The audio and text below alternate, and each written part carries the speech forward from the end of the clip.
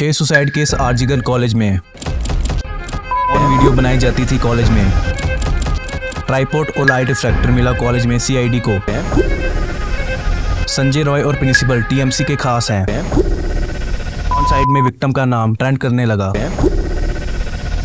हमारे देश में माँ, बहन और बेटी सेफ नहीं है, क्योंकि यहाँ संजय रॉय जैसे हैवान हैं जो लड़कियों को खिलौने की तरह देखते हैं। जो आरजी कॉलेज में हुआ डॉक्टर के साथ, उससे पूरा देश हिल गया और लोगों ने भयंकर प्रोटेस्ट किए, बिल्कुल वैसे ही जैसे निर्भया केस में हुआ था। लोगों का गुस्सा और भी बढ़ गया जब इंसिडेंट के कुछ समय बाद हॉस्पिटल में फिर से कंस्ट्रक्शन शुरू हो गया। बेचारे वो माँ बाप जिनको अपनी बेटी से 3 घंटे तक मिलने नहीं दिया, एक रेप को सुसाइड बोलकर उनको घर से बुलाया गया। जिस प्रिंसिपल ने कहा विक्टिम अकेली क्यों गई, उसी को प्रमोशन के दौर पर दूसरे कॉलेज में ट्रांसफर करने का ऑफर दे दिया गया। प्रिंसिपल ने पुलिस को इन्फॉर्म नहीं किया, बल्कि खुद ही विक्टिम की बॉडी देखने चला गया। संजय रॉय, जिस पर पहले से ही क्रिमिनल चार्जेस थे और जिसकी हिस्ट्री रही है वुमन के साथ वायलेंस और अत्याचार करने की, उसको सिविल वॉलंटियर से भी नहीं निकाला गया। संजय रॉय और प्रिंसिपल के बहुत अच्छे रिलेशन थे, जिस वजह से हॉस्पिटल में वो अपनी मर्जी से कुछ भी करता था। 2022 में भी डॉक्टर के साथ उसने बदतमीजी की थी, लेकिन उसके खिलाफ कोई भी एक्शन नहीं लिया गया। विक्टिम अपनी 36 घंटे की ऑन ड्यूटी खत्म करने के बाद पेरेंट्स से बात करती है और फिर 2 दोस्तों के साथ सेमिनार हॉल में टीवी पर नीरज चोपड़ा का लाइव मैच देखने चली जाती है। वहीं पर खाना भी खाती है और वो इतनी टायर्ड होती है कि सेमिनार हॉल में ही सोने का डिसीजन लेती है, क्योंकि स्लीप रूम में एक टेस्ट चल रहा था। सुबह 3:50 पर संजय रॉय ड्रिंक करके हॉस्पिटल में घूमता है, अलग अलग रूम्स में जाता है कि किसी को अपना शिकार बना सके। फिर वो सेमिनार हॉल में जाता है जहाँ विक्टिम सोई हुई थी। सेमिनार हॉल में संजय रॉय 37 मिनट तक रहा। उसने अपनी सारी सीमाएं पार कर दी थी। बच्ची का शरीर में कोई कपड़ा नहीं था, पैर दोनों राइट एंगल में मिला गया। राइट एंगल में एक पाँव बेड के इस तरफ, एक पाँव बेड के इस तरफ मिला गया। जब तक पेल्विक गर्डल नहीं टूटता है, इस तरह 2 पाँव को नहीं चीरा जा सकता है। चश्मे को कूटा गया, जिसके वजह से आंखों से खून निकल गया। गला दबाकर मारा गया। सेमिनार हॉल में स्पीच दी जाती थी, इसलिए वहाँ पर साउंड प्रूफिंग थी, जिस कारण कोई भी आवाज सेमिनार हॉल से बाहर नहीं जा सकती थी। क्राइम करने के बाद लगभग 4:40 के आसपास ये सेमिनार रूम से बाहर निकलता है और अपने रूम में जाकर चैन से सो जाता है। सुबह जब विक्टिम का दोस्त सेमिनार रूम में जाता है तो वो बहुत ज्यादा चिल्लाता है और सिचुएशन बताता है। बॉडी पर आधे कपड़े पड़े हुए थे, चश्मा टूटा हुआ था, आंखों से खून आ रहा था और पूरी बॉडी पर खून था।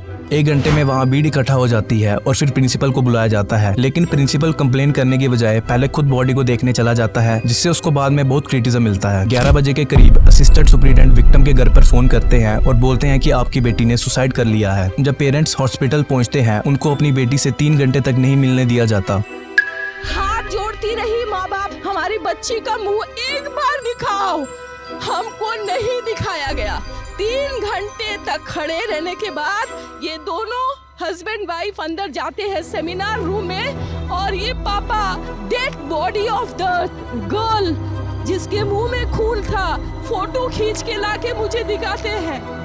उनको पता चलता है कि ये सुसाइड नहीं बल्कि एक मर्डर है। इस बात को सुनकर सभी डॉक्टर गुस्से में आ गए। विक्टिम की एक दोस्त ने वीडियोग्राफी और ऑटोप्सी की डिमांड रखी। शाम को 6 बजे तक पोस्टमार्टम भी हो गया था, लेकिन तब तक किसी ने एफआईआर दर्ज नहीं करवाई थी। फिर विक्टिम के फादर ने एफआईआर दर्ज करवाई पुलिस को। स्टूडेंट्स ने बताया कि पुलिस भी बहुत जल्दी कर रही थी और जल्दी से जल्दी बॉडी का शमशान घाट में क्रिमिनेशन कर दिया। लोग बहुत ज्यादा गुस्से में थे और प्रोटेस्ट कर रहे थे, जिससे पुलिस पर प्रेशर आ गया। फिर पुलिस ने जांच शुरू की। पुलिस को सेमिनार हॉल में एक ब्लूटूथ हेडसेट मिला, जिसके बाद उन्होंने पूरे हॉस्पिटल के सीसीटीवी फुटेज देखे। सेमिनार हॉल के एंट्री और एग्जिट दोनों जगहों पर कैमरास थे। उसी वक्त पुलिस ने संजय रॉय को कैमरास में देखा और उस पर सबसे ज्यादा शक हुआ। पुलिस संजय रॉय के पास पहुंचती है, तब वो आराम से सो रहा था। जब पुलिस ने ब्लूटूथ हेडसेट को उसके मोबाइल के पास लिया तो वो कनेक्ट हो गया। यहीं से पुलिस उसे उठाकर पूछताछ शुरू करती है और बिना किसी डर के उसने सब कुछ बता दिया। इधर ये सब चल रहा था और कॉलेज के अंदर प्रिंसिपल ये कह रहे थे विक्टिम अकेली क्यों गई सेमिनार हॉल के अंदर। इस सबको देखकर डॉक्टर और भी ज्यादा गुस्सा हो गए और छोटे छोटे स्केल पर प्रोटेस्ट करना शुरू कर दिया। प्रिंसिपल के रिजाइन की भी डिमांड उठने लगी, लेकिन सबसे हैरानगी की बात यह है कि सेमिनार हॉल के 20 मीटर की दूरी पर ही मैनेजमेंट ने कंस्ट्रक्शन का काम शुरू करवा दिया। प्रिंसिपल ने रिजाइन दिया, लेकिन उसका रिजाइन एक्सेप्ट करने की बजाय उसको दूसरे अच्छे कॉलेज में पोस्ट दिलवा दी गई। ऐसा देखकर सुप्रीम कोर्ट ने गवर्नमेंट को सख्त शब्दों में फटकार लगाई कि ट्रांसफर क्यों किया, और कहा कि अथॉरिटी भी विक्टिम की फैमिली के साथ क्यों नहीं खड़ी थी।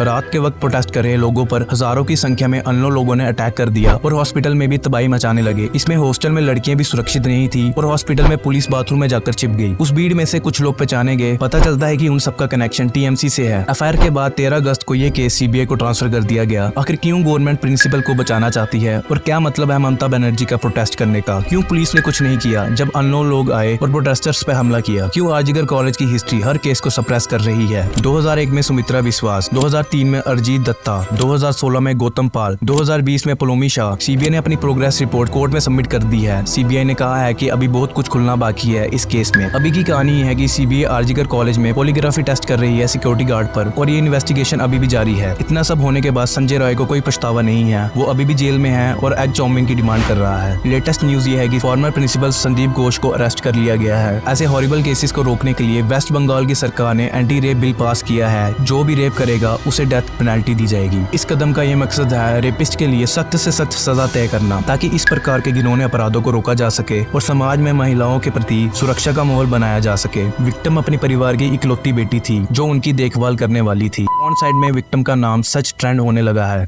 हमें अपना माइंडसेट चेंज करना पड़ेगा टुवर्ड्स वुमेन, एक हेल्दी समाज के लिए। हमें वुमेन का सम्मान करना सीखना होगा और उनके अधिकारों का समर्थन करना होगा। ये बदलाव सिर्फ कानों से नहीं बल्कि एक आदमी की सोच में आना चाहिए। ये बदलाव लाने के लिए हमें अपने घर से शुरुआत करनी होगी। अपने बच्चों को सही संस्कार देने होंगे और उन्हें समानता का महत्व सिखाना होगा। लड़की भी एक इंसान है, just like you and me.